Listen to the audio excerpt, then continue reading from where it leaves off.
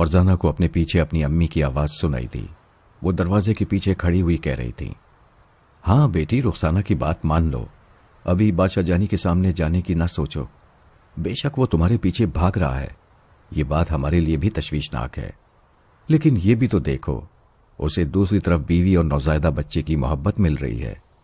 अज़वाजी जिंदगी की अपनी कशिश होती है। बीवी और बच्चे की मोहब्बत का पलड़ा इतना भारी होता है कि वो तुम्हें रफ्ता रफ्ता भूल जाएगा। रुखसाना 6 महीने की बात कह रही है। चलो कोई बात नहीं, बुरखे में वो तुम्हें नहीं पहचान सकेगा, तुम भी उसकी नजरों से महफूज रहोगी, मान लो बेटी।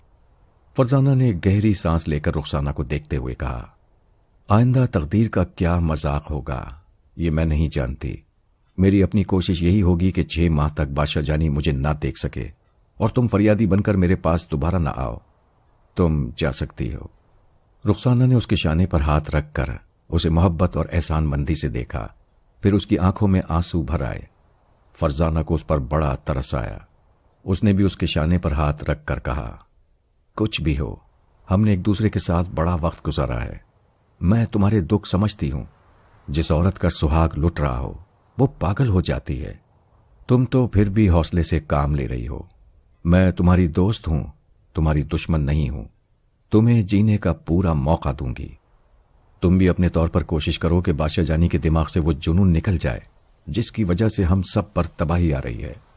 फरी, तुम्हारी बातों ने मुझे बड़ा हौसला दिया है। मैं जा रही हूं, पूरी कोशिश करूंगी कि वो तुम्हारी तरफ ना आए। वो जाने लगी। फरजाना की अम्मी ने कहा, बेटी, मुन्ने को हमारी तरफ से प्यार कर लेना। अच्छी बात है खाला जान। वो उनको सलाम करके वहां से चली गई। उसके जाते ही फरजाना की अम्मी ने कहा, ये खामखा परेशान हो रही है। अज़दवाजी जिंदगी में अक्सर ऐसे मसाइल पैदा होते हैं। मर्द औरत से मुंह फेर कर दूसरी तरफ भागता है, मगर खूंटे से बंधे हुए बैल की तरह रस्से की लंबाई तक भागने के बाद वापस आ जाता है। रुखसाना को इतना एतमाद होना चाहिए कि उसकी और बच्चे की मोहब्बत जानी को कहीं नहीं जाने देगी। फरजाना ने दिल ही दिल में कहा, सुबह के भूले शाम को घर आ सकते हैं, लेकिन जानी को तो जिद्दी बना दिया गया है। मोहब्बत तो पहले ही जिद्दी होती है, ऊपर से जानी की जिद। उसे कोई नहीं समझ सकेगा, सिर्फ मैं समझती हूं, क्योंकि मैं उसकी तलब हूं। ये सोचते हुए वो अंदरूनी कमरे की तरफ चली गई। बाहर रुखसाना सड़क के किनारे रक्षा या टैक्सी के इंतजार में खड़ी हुई थी और सोच रही थी। यूं तो फरी मुंह देखी बातें करती है, वादे कर लेती है, मगर काम बिगड़ने के बाद वादा पूरा करती है। मैंने शादी के बाद कहा था कि वो बुर्का पहन कर रहा करे, लेकिन उसने मेरी नहीं मानी। अब कहा तो बुर्का पहनने के लिए तैयार हो गई। बहुत चालाक है। पहले जानी को अपनी सूरत दिखा दी ताकि वो उसे ढूंढता रहे। मैं क्या करूं, मेरी समझ में नहीं आता। अपना ही मर्द कमजोर है और मुझे कमजोर बना रहा है। उसने एक रिक्शे को रोका, फिर उसमें बैठकर जहांगीर रोड की तरफ जाने लगी। रास्ते में उसके दिमाग ने कहा कि इतना ही काफी है कि फरजाना 6 माह तक ताउन कर रही है और बुर्का पहनने के लिए राजी हो गई है। फिर दिल ने कहा, हाँ, ये भी कोई ताउन है? ये तो आग लगाकर बुझाने वाली बात है। अगर वो मेरी इतनी ही हमदर्द है, उसे मुझसे इतनी ही मोहब्बत है, तो फिर ये एक सीधी सी बात है कि शादी कर ले। जब वो किसी की हो जाएगी तो बादशाह जानी उसके मुतालबे से दस्तबरदार हो जाएगा। उसके पीछे जाएगा जरूर, उससे मिलेगा, उसे 2-4 खरी बातें सुनाएगा, शिकायतें करेगा, लेकिन जब ये देखेगा कि वो किसी की बीवी बन चुकी है तो बात खत्म हो जाएगी। ये एक सीधी सी बात है, लेकिन मैं जानती हूं कि फरी शादी नहीं करेगी, चौंचले दिखाती रहेगी। वो जहांगीर रोड के गैराज में पहुंची। वहां मिस्त्री चाचा बैठे हुए थे। उन्होंने रुखसाना को देखते ही अपनी जगह से उठकर आगे बढ़ते हुए कहा, बेटी, जानी यहां आया था और कहकर गया है कि वो घर जा रहा है तुमसे मिलने के लिए। क्या उससे मुलाकात नहीं हुई? जी नहीं, मैं उन्हें तलाश करती फिर रही हूं। अब पता चला कि वो सोसाइटी के एक पुलिस स्टेशन में है या शायद हवालात में है। ऐसी कोई बात नहीं है बेटी, वो अभी मेरे पास आया था, एक सवारी को कहीं ले जा रहा था। आपने उनसे पूछा कि वो कल रात से कहां थे? पूछना क्या है बेटी, उसका हुलिया देखकर बहुत सी बातें समझ में आ गई हैं। वो कह रहा था कि कल 4 बदमाशों से उसकी लड़ाई हो गई, उसने उन्हें खूब मारा, उन लोगों ने भी उसकी खूब पिटाई की, उसका चेहरा सूज गया था। چہرے پر اتنے زخم آئے ہیں کہ اچھی طرح پہچانا نہیں جاتا۔ ویسے اس کے زخموں کی مرہم پٹی ہو چکی ہے اور اب وہ ٹیکسی چلا رہا ہے۔ رخسانہ نے پوچھا، لیکن وہ رات کو گھر کیوں نہیں آئے؟ آتا بھی کیسے؟ جانتی ہو نا کہ پینے کا عادی ہے۔ زخمی ہونے کے بعد اس نے شراب پی تھی اور پھر اولڈ کلفٹن کی طرف چلا گیا۔ وہاں اس نے رات گزاری، پھر صبح سے ٹیکسی چلانے لگا۔ چاچا، آج کے اخبار میں ایک چھوٹی سی خبر شائع ہوئی ہے۔ لکھا ہے کہ کل ایک ٹیکسی ڈرائیور نے سوسائٹی کے ایک اسپتال میں لیڈی ڈاکٹر فرزانہ کے ساتھ بدتمیزی کی۔ اسپتال میں ہنگامہ برپا کیا، جس کے نتیجے میں اسے پولیس کے حوالے کر دیا گیا تھا۔ بات مختصر سی شائع کی گئی ہے، لیکن اس کے پیچھے کیا ہے یہ آپ بھی سمجھ سکتے ہیں۔ ہاں، سمجھ گیا۔ وہ لیڈی ڈاکٹر فرزانہ تک پہنچ گیا ہے۔ نہیں چاچا، وہ لیڈی ڈاکٹر فرزانہ کوئی دوسری عورت ہے۔ جانی دراصل فرزانہ تک نہیں پہنچ سکے ہیں۔ انہوں نے آپ سے بھی جھوٹ کہا ہے کہ غنڈوں سے لڑائی ہو گئی تھی۔ یقیناً ہسپتال والوں نے ان کو مارا پیٹا ہے اور ان کی یہ حالت ہے۔ یا اللہ، میں کیسے انہیں سمجھاؤں، کیسے انہیں عقل آئے گی؟ بیٹی، تم اسے کچھ سمجھانا چاہتی ہو تو میں بھی تمہیں کچھ سمجھانا چاہتا ہوں۔ آپ ضرور سمجھائیں، آپ بزرگ ہیں۔ یہاں نہیں بیٹی، تم اپنے گھر چلو، وہاں تمہاری والدہ اور والد ہوں گے۔ ان کی موجودگی میں تم سے باتیں کرنا چاہتا ہوں۔ اگر آپ ابھی چل سکتے ہیں تو میں تیار ہوں۔ بادشاہ جانی سے تو اب شام ہی کو ملاقات ہوگی۔ ہاں، وہ شام کو گاڑی بند کرے گا۔ وہ دونوں اسی رکشے میں بیٹھ کر ناظم آباد کی طرف جانے لگے۔ راستے میں مستری چاچا نے 2-1 بار کچھ بولنے کی کوشش کی، پھر خاموش ہو گئے۔ آٹو رکشہ اتنا شور مچاتا ہے کہ کان پڑی آواز سنائی نہیں دیتی۔ باتیں کرنے والے ایک دوسرے کی بات آوازوں سے نہیں بلکہ اندازے سے سمجھتے ہیں۔ ہاں میں سر ہلاتے رہتے ہیں۔ رکشے میں بیٹھ کر لاکھ اپنی تعریف کرے یا کسی کے خلاف لاکھ فریاد کرے، اس کی آواز محض نقار خانے میں طوطی کی آواز سمجھی جاتی ہے۔ بادشاہ جانی بھی شور مچاتا جا رہا تھا، فریاد کرتا جا رہا تھا۔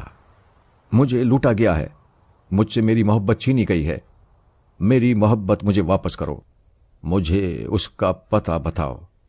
وہ جہاں فریاد کرنے کے لیے جاتا تھا وہاں پر ہاں میں سر ہلا دیا جاتا تھا، جیسے اس کی بات کو سمجھا جا رہا ہو۔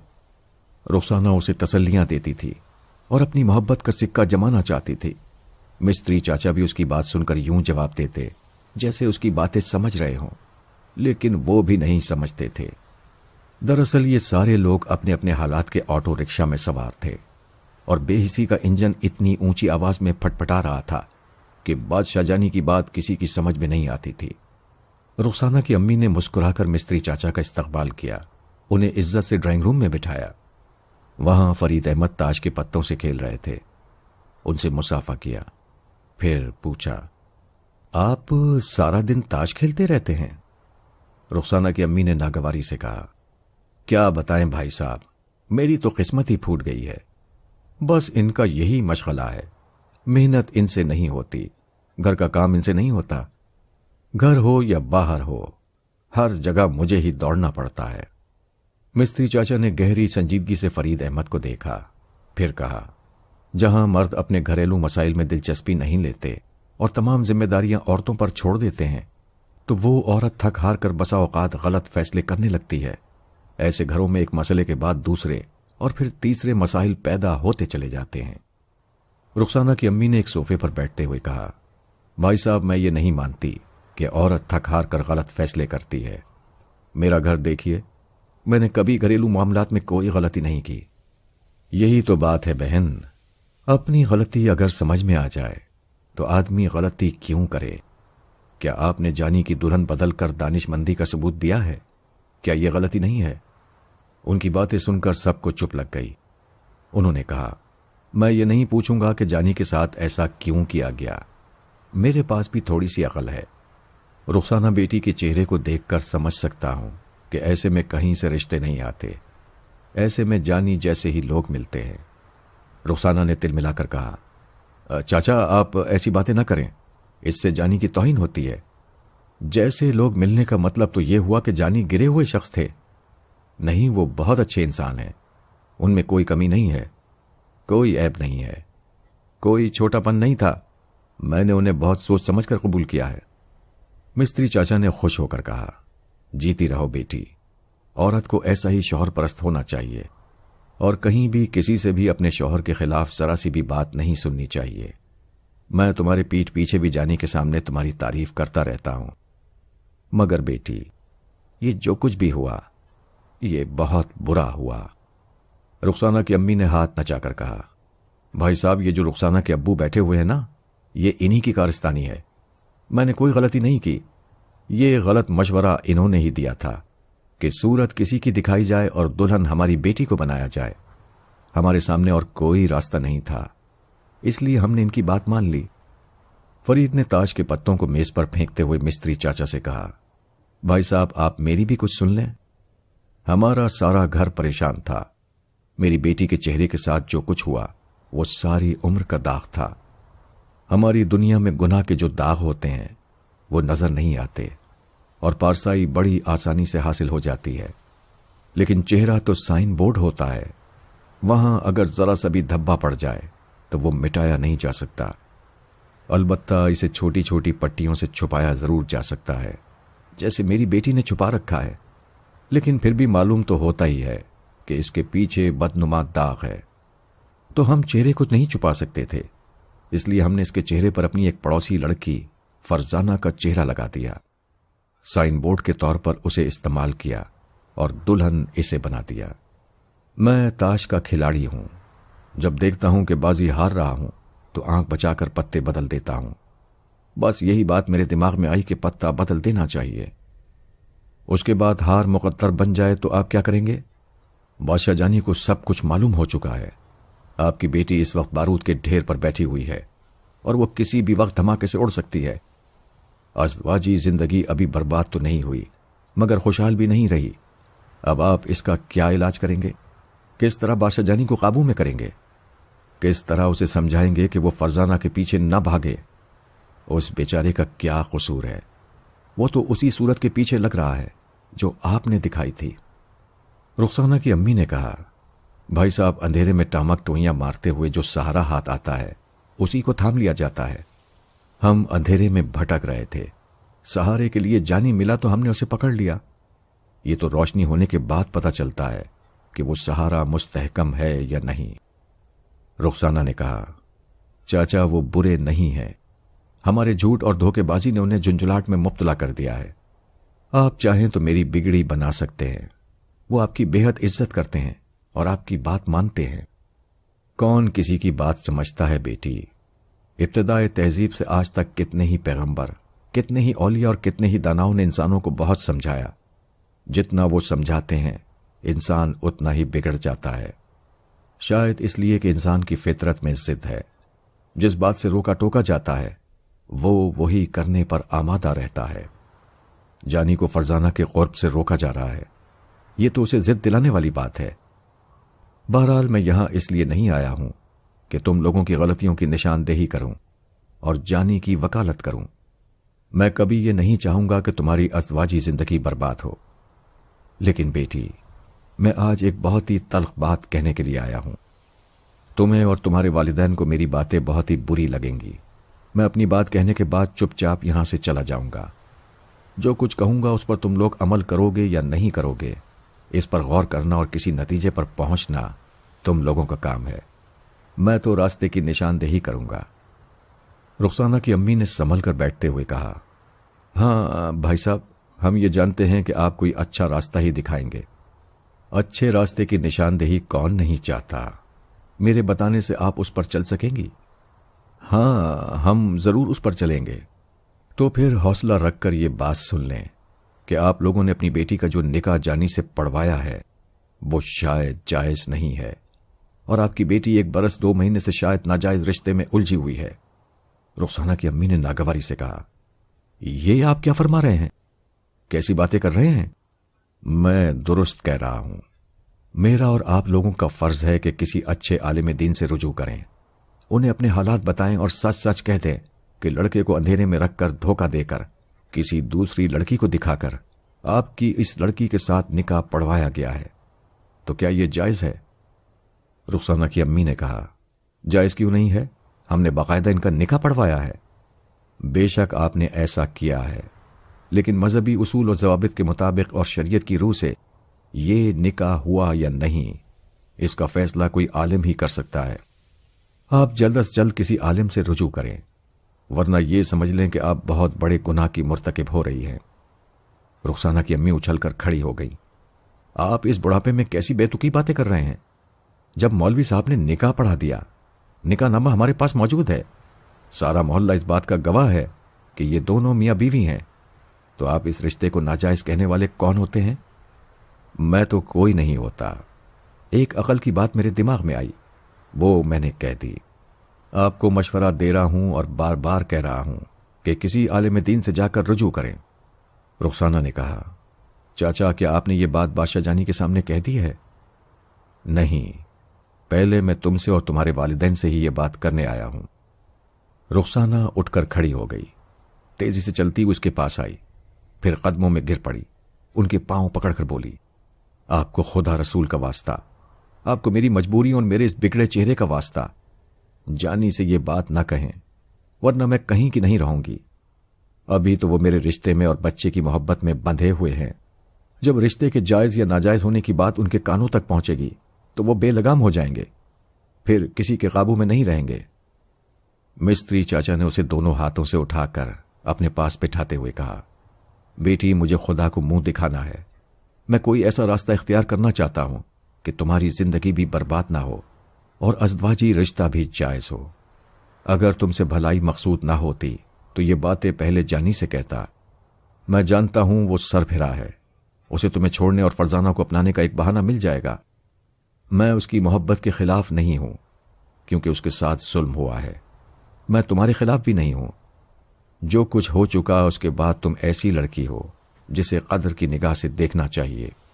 تمہاری وفاداری، خدمت گزاری، محبت، سلیقہ، سب کچھ ایسا ہے کہ مجھ جیسا آدمی تمہارے خلاف کوئی قدم اٹھا ہی نہیں سکتا۔ تم اطمینان رکھو بیٹی، میں یہاں مشورے کے لیے آیا ہوں، سمجھانے کے لیے آیا ہوں۔ کسی عالم دین سے رجوع کرو گی تو تمہاری بھلائی ہوگی۔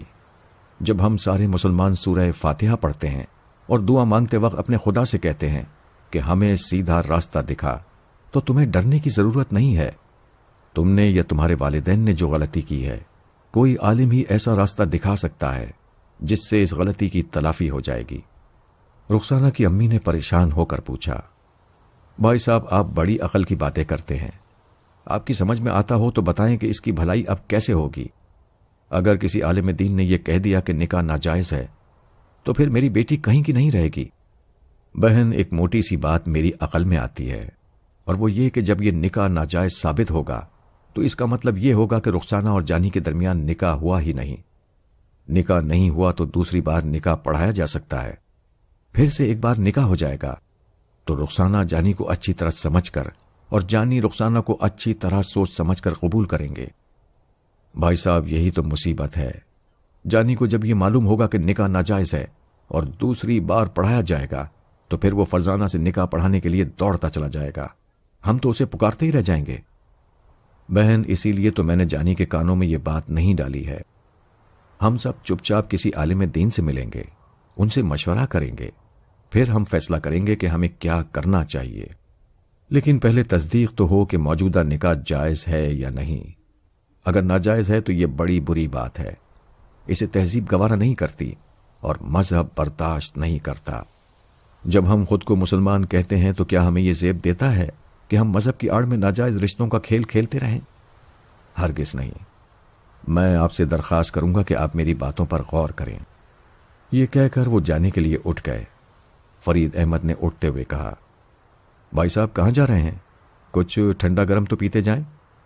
پھر کسی وقت صحیح، میں کل صبح آؤں گا اور آپ لوگوں کو کسی عالم دین کے پاس لے جاؤں گا۔ میرے ساتھ چلنا منظور ہو تو اچھی بات ہے، ورنہ میں تنہا ہی جا کر اس بات کی تصدیق کروں گا۔ میرے دماغ میں جو کانٹا کھٹک رہا ہے اسے نکالے بغیر مجھے سکون نہیں ملے گا۔ یہ کہہ کر وہ کمرے سے باہر چلے گئے۔ ان کے باہر جانے کے بعد تھوڑی دیر تک خاموشی رہی۔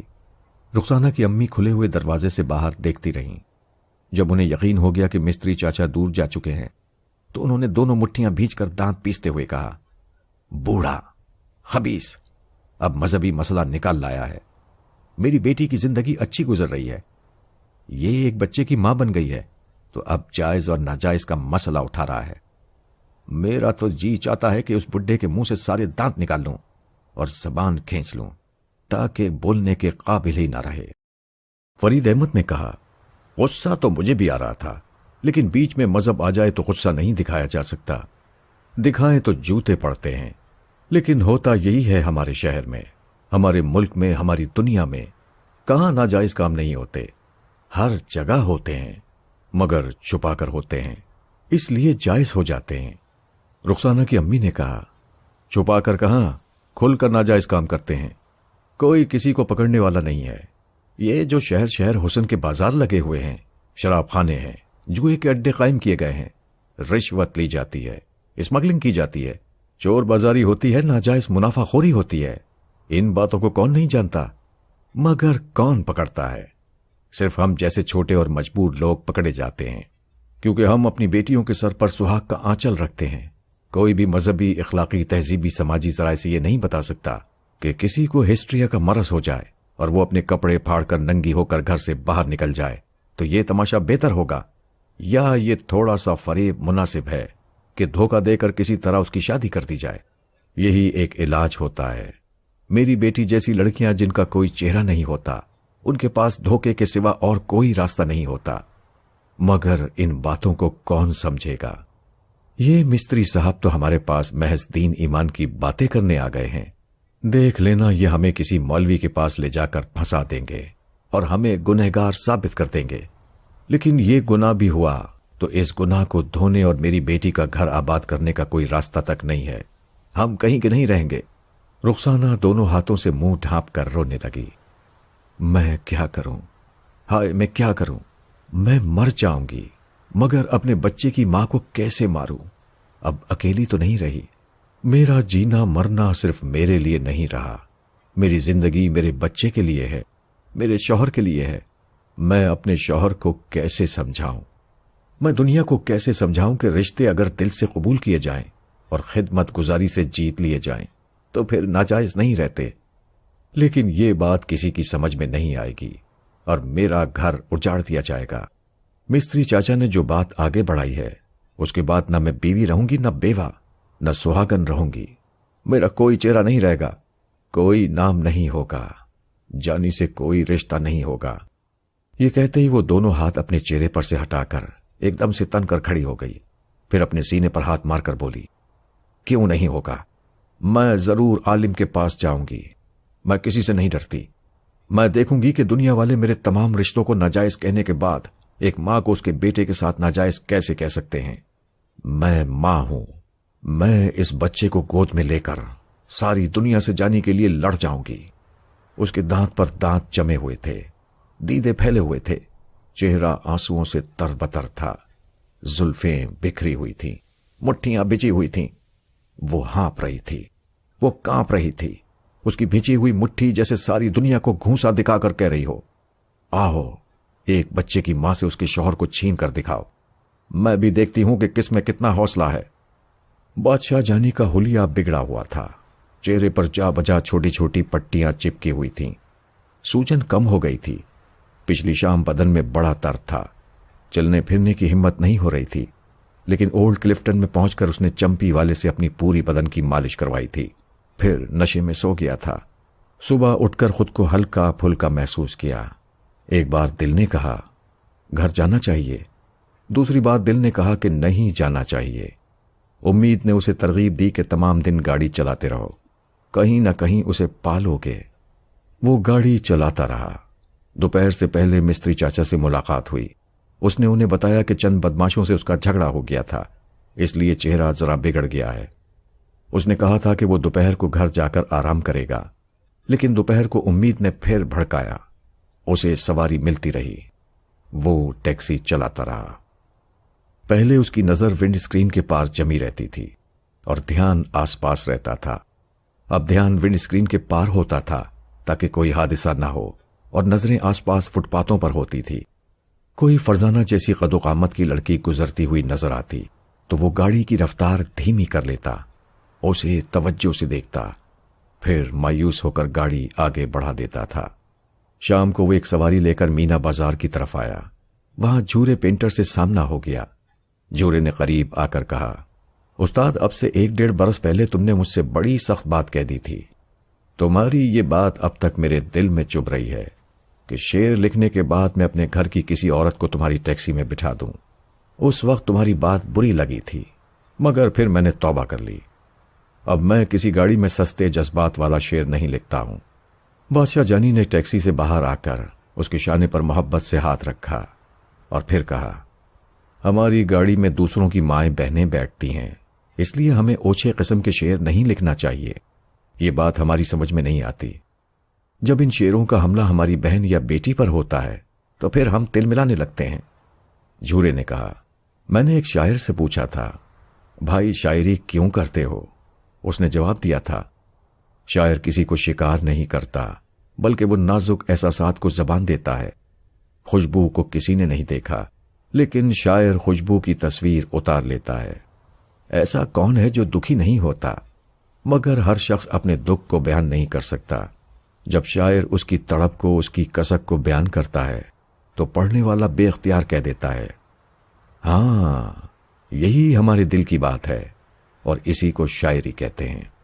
جانی نے ایک سرد آہ بھر کر کہا، میرے دل میں بھی اتنا درد ہے، اتنی تڑپ ہے کہ میں اسے بیان نہیں کر سکتا۔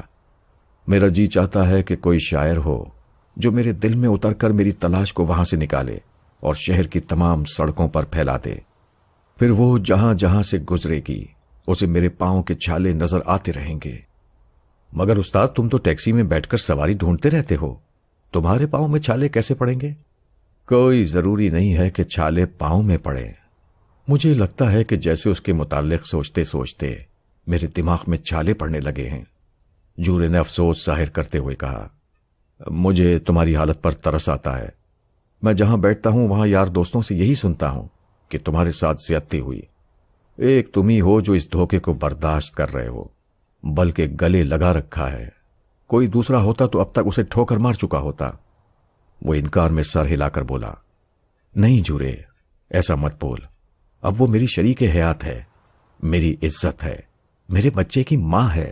اس کے لیے ایسی باتیں زبان پر مت لانا، نہیں تو مجھے غصہ آ جائے گا۔ استاد، تم سمجھ میں نہیں آتے۔ بیوی سے اتنا پیار کرتے ہو، اس کی عزت کرتے ہو، اور دوسری کو تلاش کرتے رہتے ہو۔ مستری چاچا بھی یہی کہہ رہے تھے کہ تم آدھے پاگل ہو چکے ہو۔ وہ ایک گہری سانس لے کر بولا، مستری چاچا بہت سمجھدار ہیں، شاید انہوں نے سمجھ لیا ہے کہ میں واقعی پاگل ہو رہا ہوں۔ ان کی بات کو میں جھٹلا نہیں سکتا۔ استاد، ایک بات بتاؤ، تم اپنی گھر والی کو بہت چاہتے ہو، بہت محبت کرتے ہو، پھر دوسری کو کیوں ڈھونڈ رہے ہو؟ جانی نے دل ہی دل میں سوچا، ہاں میں اسے کیوں ڈھونڈتا ہوں؟ کیا ایسا ہوتا ہے کہ دونوں ہی سے محبت ہو؟ اس نے جھورے سے کہا، ایسا تو ہو رہا ہے، میرے ساتھ ہو رہا ہے، اور میں نے کتنے ہی لوگوں کو دیکھا ہے کہ وہ گھر میں بیوی سے محبت کرتے ہیں، بہت زیادہ محبت کرتے ہیں، مگر باہر ایک محبوبہ ضرور پالتے ہیں۔ محبوبہ نہ ملے تو آنے جانے والیوں پر نظریں ڈالتے ہیں، شاید کوئی محبوبہ بن جائے، اور جب بن جاتی ہے تو اس سے بھی اسی طرح محبت کرنے لگتے ہیں جیسے بیوی سے کرتے ہیں۔ جھورے نے انکار میں سر ہلاتے ہوئے کہا، استاد، مگر یہ اچھی بات تو نہیں ہوتی۔ جب ہم اپنی گھر والیوں سے یہ چاہتے ہیں کہ وہ صرف ہمیں چاہیں تو پھر ہم کسی دوسری کو کیوں چاہتے ہیں؟ دیکھو نا، تم نادان نہیں ہو، سمجھدار ہو، خود اپنے دل سے فیصلہ کرو۔ محبت کسی ایک سے ہوتی ہے یا نہیں؟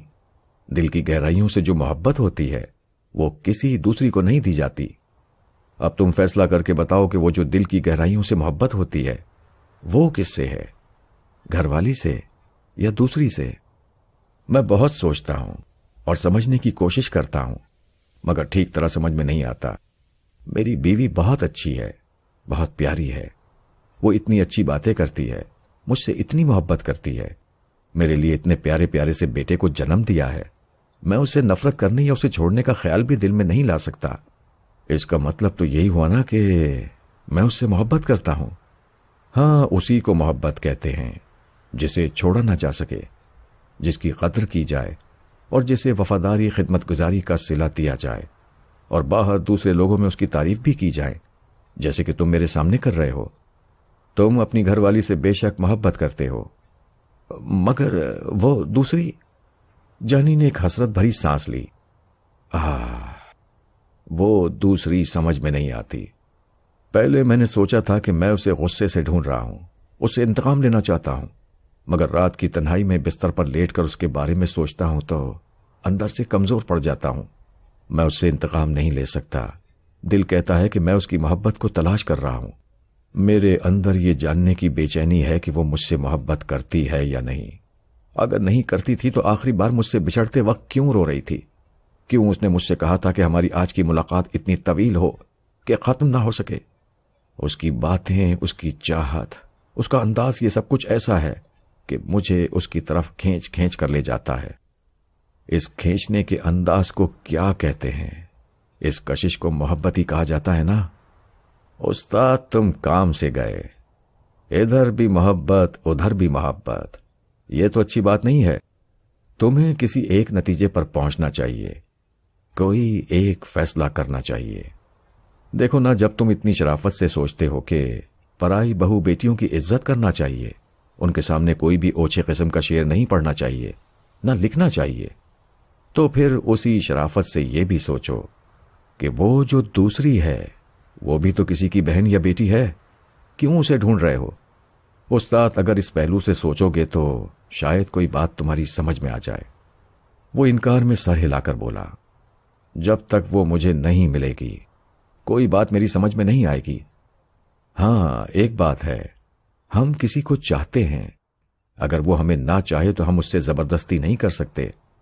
اسی طرح میں جس کو تلاش کر رہا ہوں وہ مل جائے اور مجھے یہ معلوم ہو جائے کہ وہ مجھے نہیں چاہتی ہے، وہ مجھ سے سچ مچ کترا رہی ہے، تو میں کتنے دنوں تک اس کا پیچھا کروں گا؟ آخر تھک ہار کر اس کا خیال چھوڑ دوں گا، اس سے زبردستی تو نہیں کروں گا، مگر وہ ملے تو صحیح۔ یہ دل کے اندر ایک ہلچل سی مچی ہوئی ہے، یہ تو ختم ہو جائے، مگر وہ ملتی ہی نہیں ہے۔ جھورے نے تائید میں سر ہلا کر کہا، ٹھیک کہتے ہو استاد، اگر وہ مل جائے اور تم سے صاف صاف کہہ دے کہ اس نے غلطی کی تھی اور وہ اس پر شرمندہ ہے، اور تم اب اس کا پیچھا نہ کرو، وہ تم سے محبت نہیں کرتی ہے، تو مجھے یقین ہے کہ تم اس کا پیچھا نہیں کرو گے، مگر اس کا ملنا بہت ضروری ہے استاد، اسے کسی طرح ڈھونڈ نکالو۔ یہی تو سمجھ میں نہیں آتا کہ کیسے ڈھونڈوں۔ صبح سے شام تک ٹیکسی چلاتا ہوں، شہر کی تمام لڑکیاں نظر آتی ہیں، لیکن وہ نظر نہیں آتی۔ سوال یہ پیدا ہوتا ہے کہ وہ نظر کیوں نہیں آتی؟ کیا وہ گھر کی چار دیواری میں چھپی رہتی ہے؟ ایسا تو ہو نہیں سکتا، کسی نہ کسی کام سے نکلتی تو ہوگی۔ ہاں نکلتی ہے، اسی لیے تو ایک بار ایمپریس مارکیٹ کے سامنے نظر آ گئی تھی۔ کب نظر آ گئی تھی؟ یہی کچھ دنوں پہلے کی بات ہے۔ پھر تو استاد اب بھی نظر آ جائے گی۔ وہ تم سے ڈر گئی ہے، وہ جانتی ہے کہ اس نے دھوکہ دیا ہے تو تم سے مار کھائے گی۔ جانی نے خلا میں دیکھا، اپنی آنکھوں کے سامنے وہ اسے رکشے میں بیٹھی نظر آئی، وہ اسے پکار رہا تھا، اسے رکنے کے لیے کہہ رہا تھا۔ پھر اس نے جھورے سے کہا، نہیں جھورے، اسے مجھ سے نہیں ڈرنا چاہیے، کیونکہ جب وہ مجھے نظر آئی تھی تو میں محبت سے پکار رہا تھا، دیوانہ وار اس کے پیچھے جا رہا تھا۔ وہ نادان نہیں ہے، اسے میری محبت اور دیوانگی کو سمجھ لینا چاہیے، مجھ سے ڈرنا نہیں چاہیے۔ معلوم تو یہی ہوتا ہے کہ وہ ڈر رہی ہے اور چھپ رہی ہے۔ ہاں ایک بات سمجھ میں آتی ہے کہ تم سے چھپنے کے لیے اب شاید وہ برقع پہننے لگی ہو۔ بادشاہ جانی نے چونک کر دیکھا، کچھ سوچا، پھر انکار میں سر ہلا کر بولا، نہیں وہ برقع نہیں پہن سکتی، برقع پہننے میں اس کا نقصان بھی کیا ہے، بلکہ اس کا فائدہ ہے، وہ تم سے چھپی رہے گی، تمہارے سامنے سے بھی گزرے گی تو تمہیں معلوم نہیں ہوگا۔ وہ مایوس ہو کر بولا، ہاں ایسا ہو سکتا ہے۔ جھورے میری گاڑی کے ڈیش بورڈ پر کوئی شعر لکھتے، میں اسے نہیں دیکھ سکوں گا، وہ نقاب کے پیچھے سے وہ شعر پڑھ سکے گی، میری بے چینی، میری تلاش کو سمجھے گی۔ تم تو شعر کے خلاف ہو؟ ہاں خلاف تو ہوں، مگر تم جو بھی شعر لکھو اس میں فرزانہ کا نام لکھ دینا، اس طرح یہ معلوم ہو جائے گا کہ وہ شعر صرف فرزانہ کے لیے ہے، کسی دوسری بہو بیٹی کے لیے نہیں ہے۔ وہ تائید میں سر ہلا کر بولا، ہاں اس طرح لکھ دینے سے دوسروں کے لیے بےہودگی نہیں ہوگی۔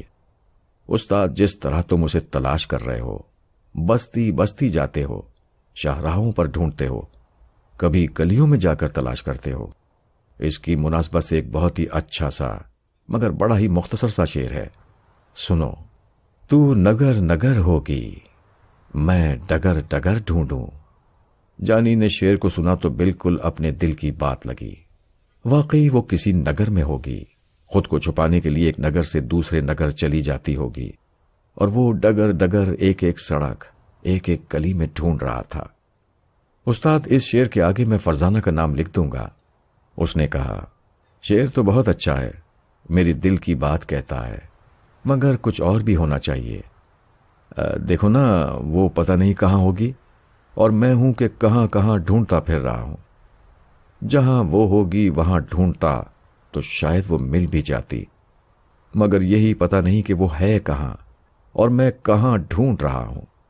اس طرح کی کوئی بات لکھ دو۔ فرزانہ تم کہاں ہو، جانی کہاں ڈھونڈے؟ استاد، یہ شعر تو نہ ہوا، مگر ہاں دل کی بات ہوگی، بولو تو یہی لکھ دیتا ہوں۔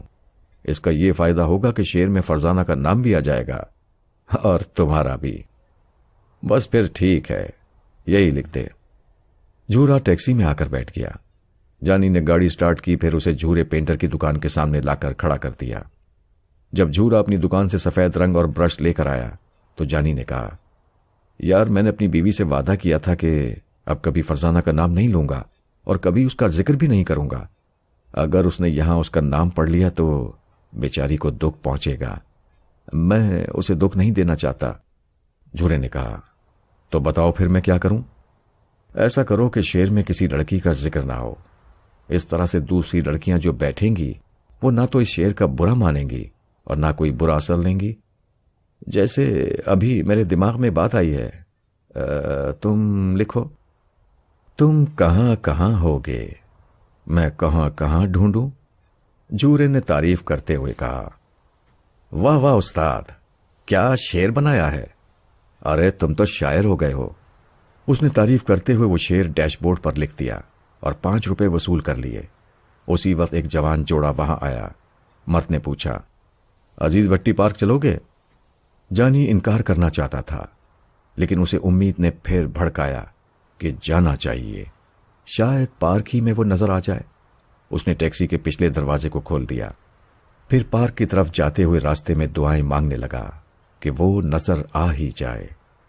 اگر برقعے میں ہو تو پچھلی سیٹ پر آ کر بیٹھ جائے اور اس شعر کو پڑھ لے، اس کے دل کے درد کو اور اس کی تلاش کو سمجھ لے، شاید اس کے دل میں رحم آ جائے، وہ نقاب الٹ کر اس کے سامنے آ جائے۔ تلاش کے دوران انتظار کی گھڑیوں میں بڑی خوش فہمیاں جنم لیتی رہتی ہیں۔ اس نے سواری کو عزیز بھٹی پارک پہنچا دیا، پھر وہیں کچھ دیر ٹیکسی میں بیٹھا رہا، اس خوش فہمی میں کہ شاید وہ برقع پہن کر ادھر چلی آئے۔ تھوڑی دیر بعد ایک شخص تیزی سے چلتا ہوا آیا۔ ٹیکسی کی اگلی سیٹ کا دروازہ کھول کر اس کے پاس بیٹھتا ہوا بولا، ذرا آگے چلو۔ بادشاہ جانی نے انکار میں سر ہلاتے ہوئے کہا، ابھی میں نہیں جاؤں گا، یہاں مجھے کسی کا انتظار ہے۔ دوسرے ہی لمحے اس شخص نے جیب میں ہاتھ ڈال کر ایک ریوالور نکال لیا، پھر اس کی پسلی سے لگاتے ہوئے کہا، شور نہ مچانا، جو کہہ رہا ہوں اس پر عمل کرو، گاڑی سٹارٹ کرو اور جہاں میں چلنے کے لیے کہہ رہا ہوں چلتے رہو۔ جانی نے نظریں جھکا کر ریوالور کو دیکھا۔ اس شخص کی انگلی ٹریگر پر تھی اور سیفٹی پن ہٹا ہوا تھا۔ اس کا مطلب یہی تھا کہ انگلی کے دباؤ سے گولی چل سکتی تھی۔ وہ انکار نہ کر سکا۔ گاڑی سٹارٹ کر کے آگے بڑھتے ہوئے بولا، معاملہ کیا ہے؟ دیکھو، کوئی اسمگلنگ کا چکر ہے یا چرس کا چکر ہے یا چوری کا مال ادھر سے ادھر لے جانا ہے؟ مجھے بھائی معاف کر دو، میں یہ سب دھندے نہیں کر سکتا۔ اس شخص نے کہا، ایسی کوئی بات نہیں ہے، تم چلو، جو معاملہ ہے وہ تمہارے سامنے آ جائے گا۔ معاملے کو سمجھنے کے لیے زیادہ دور جانا نہیں پڑا۔ تھوڑا فاصلہ طے کرنے کے بعد ایک سفید کار کھڑی ہوئی نظر آئی۔ اس شخص نے کہا، دیکھو وہ جو ایک کار کھڑی ہوئی ہے جس کا بونٹ اٹھا ہوا ہے، وہیں لے جا کر ٹیکسی روک دو۔ اس نے یہی کیا۔ بونٹ اٹھا کر کوئی شخص گاڑی کو ٹھیک کرنے کی کوشش کر رہا تھا۔ وہ گاڑی خراب ہو گئی تھی، اس لیے اس کی سواری اتر کر ٹیکسی کی پچھلی سیٹ کی طرف آنے لگی۔